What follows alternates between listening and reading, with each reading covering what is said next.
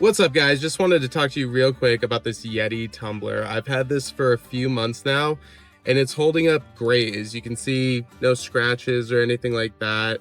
The finish still looks really, really nice. One of my favorite things about it is that it holds temperature very well. I would say, for something hot like coffee or tea, this will hold up to 4 or 5 hours and keep it really nice and hot.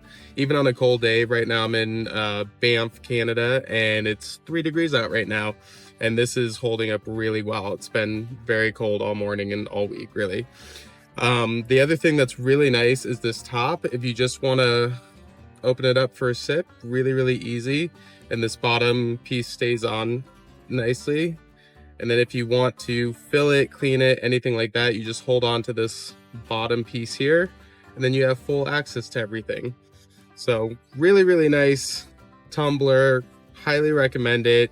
If you're looking for something that just keeps things the right temperature, this is the one for you.